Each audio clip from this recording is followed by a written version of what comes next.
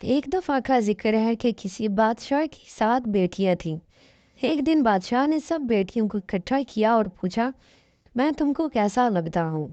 پہلی شہزادی بولی، آپ چاند جیسے پیارے ہیں۔ بادشاہ بہت خوش ہوا اور اسے انعام قیمتی لباس دیا۔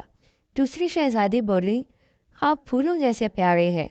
بادشاہ نے اسے انعام میں پھولوں کا تخت دیا۔ تیسری شہزادی نے کہا، آپ ہیروں جیسے پیارے ہیں۔ بادشاہ نے خوش ہو کر اسے ہیروں کا ہار انعام میں دیا۔ چوتھی شہزادی بولی، آپ ستاروں جیسے پیارے ہیں۔ بادشاہ نے اسے انعام میں قیمتی تاج دیا۔ پانچویں شہزادی بولی، آپ موتیوں جیسے پیارے ہیں۔ بادشاہ نے انعام میں اسے قیمتی موتیوں بھرا تھال دے دیا۔ چھٹی شہزادی بولی، آپ سونے چاندی جیسے پیارے ہیں۔ بادشاہ نے خوش ہو کر اسے چاندی سے بھرا صندوق دے دیا۔ ساتویں شہزادی کی باری آئی تو وہ بولی، ابا حضور آپ مجھے نمک جیسے پیارے لگتے ہیں۔ بادشاہ کو بڑا غصہ آیا اور کہنے لگا، گستاخ لڑکی، کیا ہم اتنے نمکین ہیں؟ شہزادی ادب سے بولی، ابا حضور نمک بھی تو بہت قیمتی اور فائدہ مند ہوتا ہے۔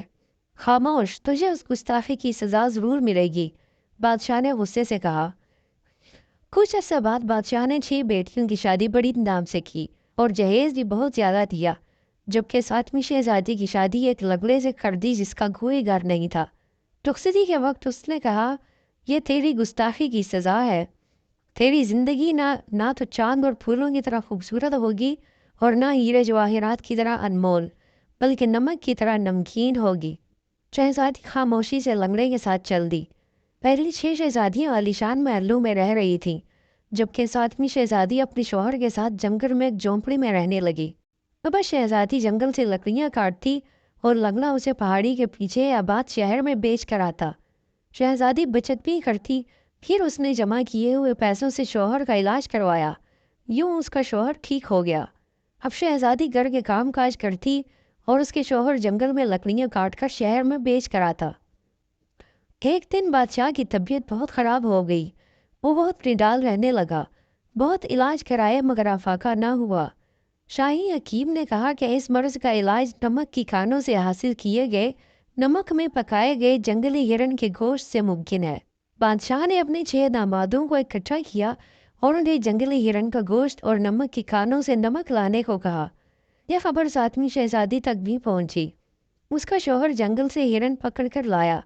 پھر وہ دونوں نمک کی کان میں گئے اور نمک اکٹھا کیا۔ یہاں بادشاہ کے 6 بڑے داماد بھی جمع تھے۔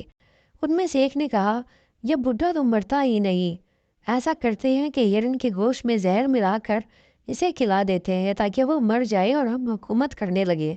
شہزادی نے یہ سنا تو پریشان ہو گئی۔ وہ اپنے شوہر کے ساتھ فوراً بادشاہ کے حضور حاضر ہوئی، اسے ہرن کا گوشت اور نمک دیا اور سارا ماجرا کہہ سنایا۔ بادشاہ کو بہت افسوس ہوا۔ جب اس کے 6 داماد واپس آئے تو ان کے پاس ہرن کا پکا ہوا گوشت تھا۔ انہوں نے بادشاہ کی خدمت میں گوشت پیش کیا تو بادشاہ نے کہا کہ یہ پہلے یہ گوشت کتا کھائے گا۔ چنانچہ تھوڑا سا گوشت اس کتے کو کھلایا گیا تو کتے نے گوشت کھایا اور اس کی حالت بگڑ کر وہ مر گیا۔ بادشاہ کو بہت غصہ آیا اور بولا، اگر تم میرے داماد نہ ہوتے تو میں ابھی ہم سب کو پھانسی دے دیتا۔ پھر بادشاہ نے ان سب کو ملک بدر کر دیا اور 7ویں شہزادی سے کہا، بیٹی نمک کی وجہ سے ہی میرا مرض ختم ہو سکے گا۔ مجھے افسوس ہے کہ میں نے تمہیں غلط سمجھا۔ بادشاہ نے 7ویں شہزادی کے شوہر کو اپنا نائب مقرر کیا اور یوں وہ سب ہنسی خوشی رہنے لگے۔